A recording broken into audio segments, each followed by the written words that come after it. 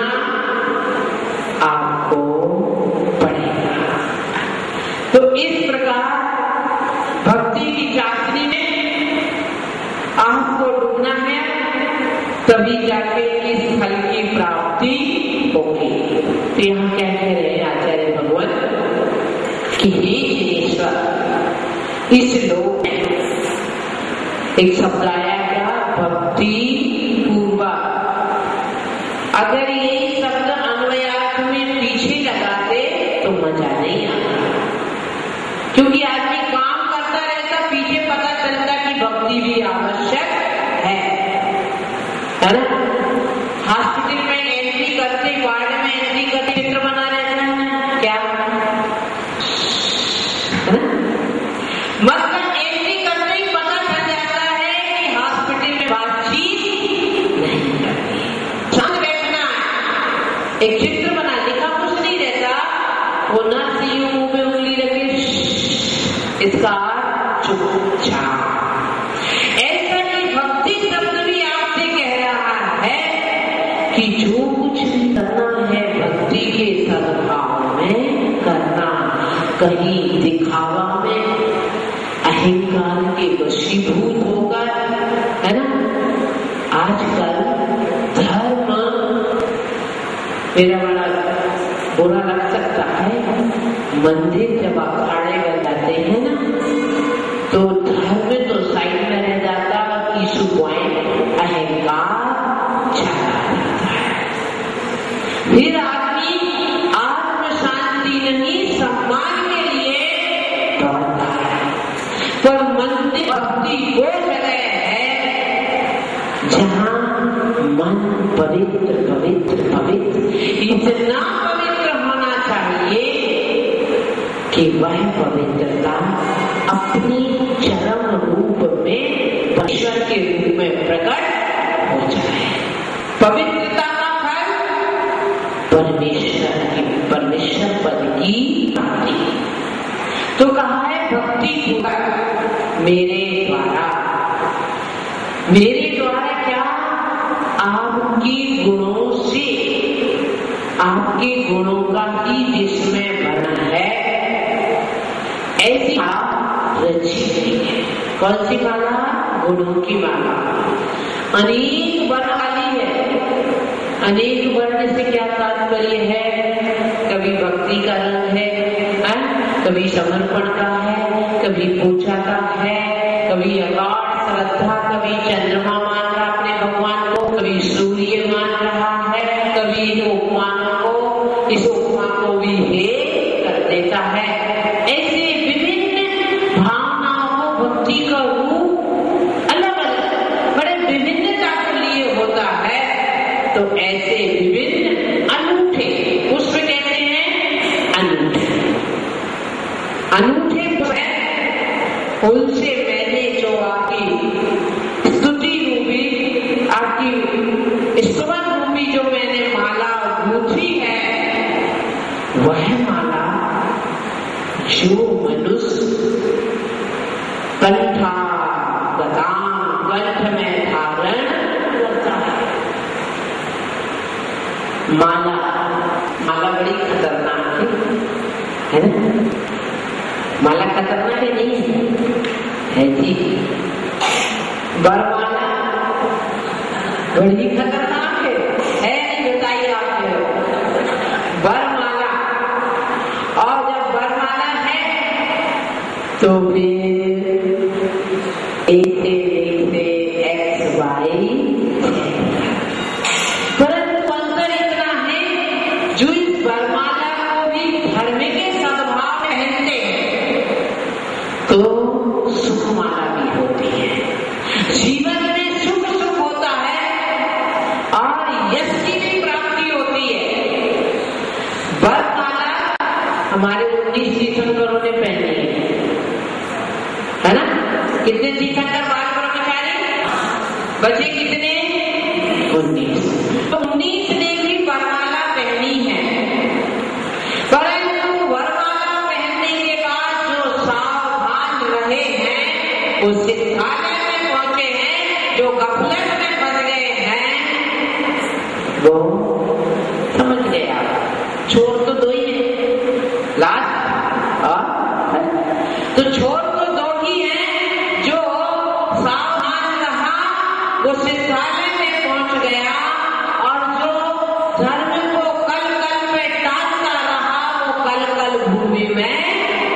पहुंच गया।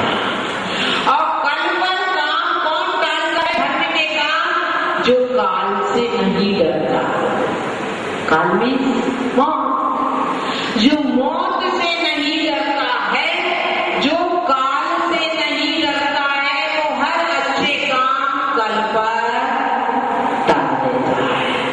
परंतु जो काल को काल बनकर जिंदा रहना चाहता है, वो कल के काम आज ही कर लेता है, धार्मिक आत्म उत्थान के। तो वरमाला इतनी खतरनाक नहीं है। जब वरमाला को भोगमाला बना ली जाती है तो वह पतन का कारण बनती है। तो वरमाला को जो धर्म के धागा में पिरोकर पहनते हैं, सम्यक्त के धागा में पिरोकर पहनते हैं, उनके लिए वह वरमाला सुखमाला, यशमाला बन जाती है। वह फूलमाला परंपरा से मोक्ष का कारण बन जाती है। परंतु जो वरमाला को धर्म के अभाव में पहनते हैं, जिसमें धर्म का धागा ना होकर अधर्म का धागा होता है, तो उनके गले में नरमुंड की माला होती है। नरमुंड की माला जानते हैं? वैदिक संप्रदाय में महाकाली के गले में रहती है। क्या? नरमुंड की माला। जो अधर्म से, अधर्म के धागे के साथ वरमाला पहनता है, उसके पापों के मुंड की माला गले में रहती है। वो नरमुंड होना हाँ, परंतु पाप मुंड की माला तो परिणाम क्या होता है? शवमाला भी पहननी पड़ती है। और शवमाला पहनने के बाद ड्राइंग रूम में शोकमाला, एक माला हमेशा ऊपर लटकी रहती है ना, शोकमाला। दूर से पता चल जाए पिताजी का राम नाम हो गया है, तो आप सोचो, एक है शिवमाला है। शवमाला पहनते पहनते बहुत समय निकल गया, परंतु जो आज उपयोग करते हैं एक जपमाला है ना, जो भगवान की जपमाला, भक्ति की जपमाला फेरता है, वह गुणमाला बन जाता है। अनंत भगवान के अनंत गुण है। वह गुणमाला को धारण करता है तो फिर रोज मंदिर में लोग जयमाला करते, उसके नाम करते नहीं, पटना भगवान की जयमाला बोलते नहीं। तो भगवान गुणमाला बने तो जयमाला उनकी रोज हो गई। याद रखना, वरमाला के पीछे तलाक है, परंतु गुणमाला के पीछे तलाक नहीं है। मोक्ष में कभी नो कॉन्फिडेंस नहीं लगता है। सब निकलो बाहर, बहुत दिन हो गए यहाँ से रही है अनंता जिंदगा। एक बार भक्ति के द्वारा सिद्धस्त भाव को प्राप्त हो जाने के बाद नो कॉन्फिडेंस, डाइवोर्स नाम की चीज, परंतु वरमाला के पीछे डाइवोर्स का खतरा बढ़ता रहता है। इसलिए अच्छा होगा वरमाला को भी डाइवोर्स दे दे और वरमाला की प्राप्ति में लग जाए। तो आज इस काव्य के माध्यम से मानवताचार्य यही कह रहे हैं कि जो व्यक्ति आपके गुणों की माला को पहनता है, का निरंतर, क्या निरंतर एक दिन पहनी, लोगों का कमेटी वाले स्वागत करते हैं, वो क्या करते हैं, माला पहनते हैं और फटाक से यही उतार के रख जाते हैं। क्योंकि माला पहनाने वालों की संख्या ज्यादा है, पर माला फेरने वालों की संख्या वो यही उतार के चले जाते हैं। तो जो फेरने वाला होता है वो अपनी माला लेके जाता है। तो जो निरंतर आपकी गुणों की माला कंठ लताम कंठ में धारण करते हैं, वो जो कंठ में धारण करता है वही हृदय में धारण करता है। कंठ में बात ना आए हृदय में चली जाए, पहले तो बात करने आएगी फिर हृदय में आएगी। क्या होगा उसे? जो हमेशा आपकी भक्ति की ऐसी अनुभव माला को स्वीकार करता है, क्या कह रहे भगवान, वह व्यक्ति श्रेष्ठ, इतना श्रेष्ठ हो जाता है कि लक्ष्मी को उसको स्वीकार करना ही पड़ता है। ऐसा हो नहीं सकता कि भगवान की भक्ति इतने निष्काम भाव से करे और उसे बाहर कर दे। निष्काम भाव से भक्ति करे और लक्ष्मी, पारलौकिक लक्ष्मी तो आएगी, परंतु ये लौकिक लक्ष्मी भी पैर में आकर पड़ती है। ये बात सुनने में बड़ी अच्छी लगती है, सुनने में बड़ी अच्छी लगती है। गुणों का सागर बनने के लिए, गुणों कहा जो गुणों की माला को स्वीकार करता, तो गुणों का सागर बनने के लिए पहले आस्था का सागर बनना पड़ेगा। जैसे सागर विशाल होता है ऐसे आपकी आस्था भी विशाल होनी चाहिए। जो आस्था का सागर जिसका विशाल है उसका चारित्र का सागर भी समेत विशाल होने लगता है। और जब चारित्र का सागर विशाल होता है तो फिर क्या होता है, रूप विष्णु सागर भी विशाल होता है और वह अपने स्वरूप के सागर में क्या करता है, स्थायी अवगाहन कर देता है।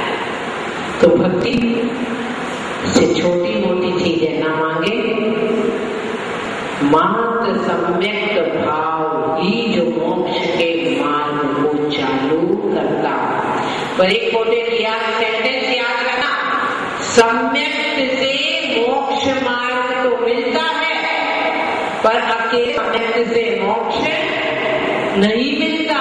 अकेले सम्यक से मोक्ष मिलता होता तो चारों गतियों से मोक्ष होने लगता, क्योंकि सम्यक तो चारों गतियों में, पर मोक्ष कहाँ पर है, सिर्फ मनुष्य गति में, क्योंकि सम्यक के साथ चारित्र बहुत आवश्यक है। चारित्र की पूर्णता ही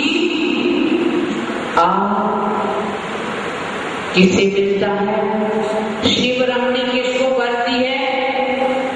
गुणमाला कौन धारण करता है? भव्य जीव, अभव्य नहीं। अभव्य जीव कहां से कहां तक जाता है?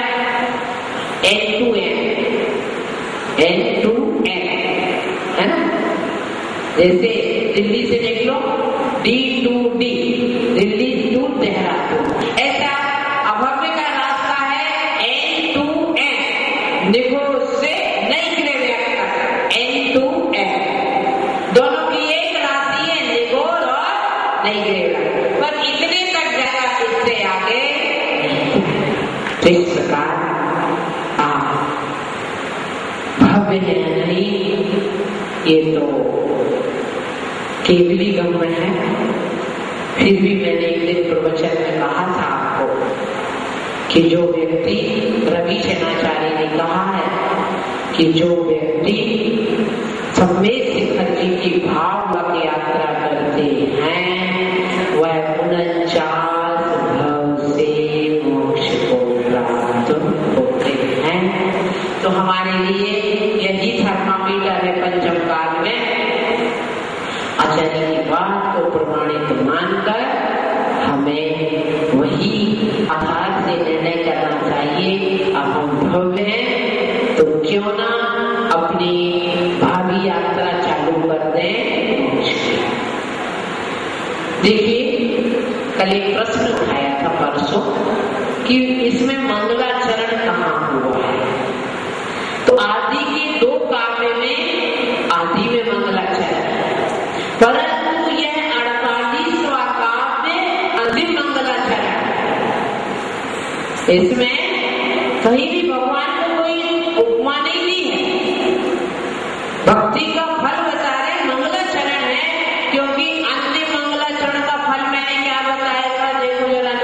हुई? विद्या की। तो कौन सी आपने विद्या प्राप्त हो जाए, इससे बड़ा फल और क्या चाहिए? तो 48वां काव्य अंतिम मंगलाचरण है। और मंदिर बने शिखर ना बने, शिखर बने कलश ना चढ़े, मजा नहीं आता। इसी प्रकार भक्ति की और अंतिम मंगलाचरण ना करें, ये तो हो ही नहीं सका। और उस अंतिम मंगलाचरण का कलश क्या है? भगवंता की प्राप्ति। तो आप सोच ले कि क्या करना है।